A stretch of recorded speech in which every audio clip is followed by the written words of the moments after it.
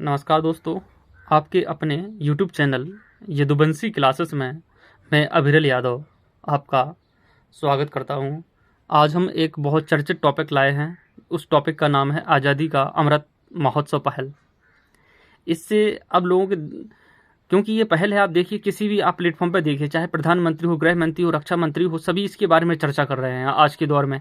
चाहे वो गांव हो, आईएएस हो, पीसीएस हो, सभी लोग इसको मना रहे हैं। तो इसका जो प्रासंगिकता है, प्रश्न आने की 100% है। वो अब लोग कहेंगे भैया हम तो कांस्टेबल की तैयारी कर रहे हैं, इसको पढ़े ना पढ़े, आपको प्रश्न इसके 100% आएंगे भाई साहब 2022 और 2023 तक।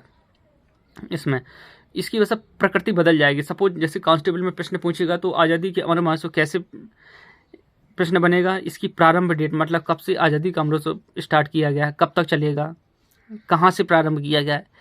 वहीं आईएएस अगर पीसीएस की बात करें तो इसकी अगर डीप पूछेगा तो वो ऑब्जेक्टिव पूछ लेगा।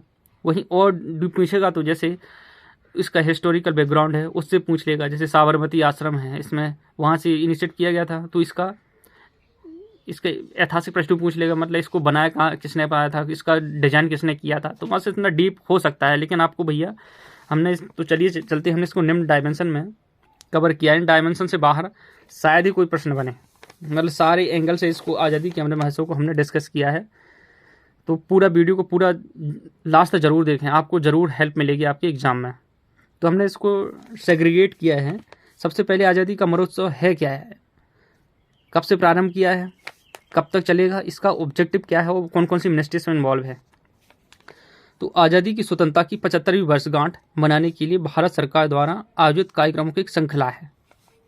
तो भैया जो हमारी गवर्नमेंट 15 अगस्त 1947 को हम आज़ाद हुए हैं, तो 15 अगस्त 2022 को 75 साल हो जाएंगे हमारे आज़ादी की। तो इस आज़ादी के उपलक्ष्य में सरकार ने कुछ कार्यक्रम की श्रृंखला बनाई है कि भैया हम इन कार्यक्रमों को चलाएंगे। तो उन्हीं को क्या क्या नाम दिया गया, आज़ादी का अमृत महोत्सव पहल के नाम से इसको इनिशिएटिव किया गया है।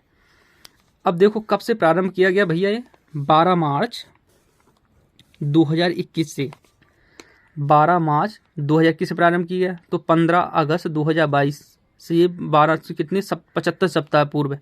तो प्रश्न कैसे बनेगा, जो आज़ादी का अमृत पहल है कितने सप्ताह पूर्व स्टार्ट की गई, तो 75 सप्ताह पूर्व। और ये डेट बहुत इंपॉर्टेंट है, कब से, 12 मार्च 2021 से।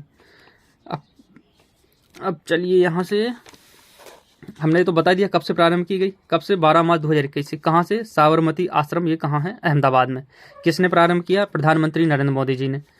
ये कब तक चलेगी ये पहल, दोनों ही इंपॉर्टेंट है, कब से और कब तक। 15 अगस्त 2023 तक ये पहल जारी रहेगी। ठीक है, तो दोबारा से रिवीज कर लो भैया, कब से प्रारंभ हुई, 12 मार्च 2021 से। कहाँ से, साबरमती से। किसने, भारत के प्रधानमंत्री श्री नरेंद्र मोदी जी ने। कब तक चलेगी, 15 अगस्त 2023 तक ये पहल चलेगी। अब इसमें मिनिस्ट्रीज कौन कौन सी इन्वॉल्व हैं, इसमें भैया गृह मंत्रालय है। गृह मंत्रालय के जो गृह मंत्री हैं अमित शाह जी, उनके अंडर में एक नेशनल इम्प्लीमेंटेशन कमेटी बनेगी। कमेटी क्या करेगी, जो पॉलिसीज और प्लानिंग है उनको तैयार करेगी, एक ड्राफ्ट बनाएगी। ठीक है भैया, तो आपका गृह मंत्रालय इन्वॉल्व है इसमें। दूसरा होगा प्रधानमंत्री मोदी जी के नेतृत्व में 259 सदस्यीय एक कमेटी बनेगी। ये कमेटी क्या देगी, आज़ादी की अमृत जो महोत्सव पहल है उसके लिए सुझाव देगी और दिशा निर्देश बनाएगी या दिशा निर्देश तय करेगी। कौन सी कमेटी, 259 कमेटी। ठीक है भैया। दूसरा हो गया आपका केंद्रीय संस्कृति मंत्रालय, इसमें सहयोगी की भूमिका होगा। तो प्रश्न कैसे बनेगा, निम्न में से कौन सा मंत्रालय आज़ादी के अमृत महोत्सव में इन्वॉल्व नहीं है। तो भैया तो आपको गृह मंत्रालय और संस्कृति मंत्रालय डायरेक्टली इन्वॉल्व है। तो आपको दिमाग में रखना है भैया, 2 मंत्रालय हैं जो आज़ादी के अमृत महोत्सव में इन्वॉल्व हैं। ऊपर से मोदी जी के नेतृत्व में भी एक कमेटी का बनाई गई है। ठीक है, इसका ऑब्जेक्टिव क्या है, इसका उद्देश्य क्या है। आज़ादी अमृत महोत्सव जो इनिशिएटिव है, इसके ऑब्जेक्टिव क्या है, अनसन हीरोज को सामने लाना है। जो आज़ादी था, आज़ादी में भैया ऐसे बहुत सारे लोग हैं जिन्होंने कुर्बानी दी है लेकिन उनका नाम सामने नहीं आया, तो उनको उजागर करना है। ठीक है, तो एक तो उद्देश्य हो गया। दूसरा होगा 1857 से 1947 तक स्वतंत्रता संग्राम के बारे में देशवासियों को और युवा पीढ़ी को परिचित कराना। ठीक है, तो दूसरा ऑब्जेक्टिव क्या हो गया, 1857 से 1947 तक जो स्वतंत्रता संग्राम चला है उसके बारे में किसको बताना, अपने देशवासियों को और युवा पीढ़ी को, ताकि हमारे आज़ादी की जो अमूल्य धरोहर है या जो विचार है वो उनमें एक देश के प्रति एक प्रेम या जोश को जागृत कर सकें।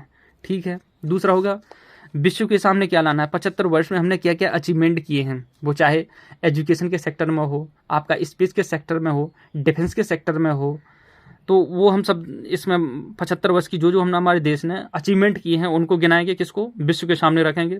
दूसरा होगा नेक्स्ट जो 25 साल हैं उसमें हम क्या करने वाले हैं, वो संकल्प लेंगे कि भैया हम अगले 25 सालों में ये करेंगे।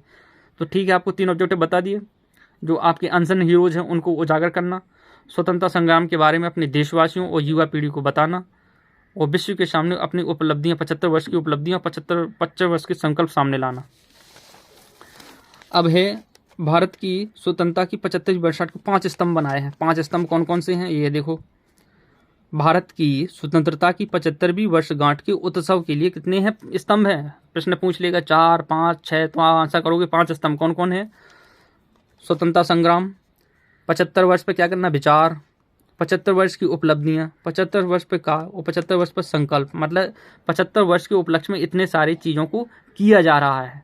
ठीक है भाई साहब, तो कितने हो गए, there are 5 plus in the 75th anniversary of the independence India. So धन्यवाद दोस्तों, हमने सारे पॉइंट्स को कवर किया है। आपको वीडियो अच्छा लगा हो तो भैया लाइक कर दो, शेयर कर दो, सब्सक्राइब कर दो। धन्यवाद।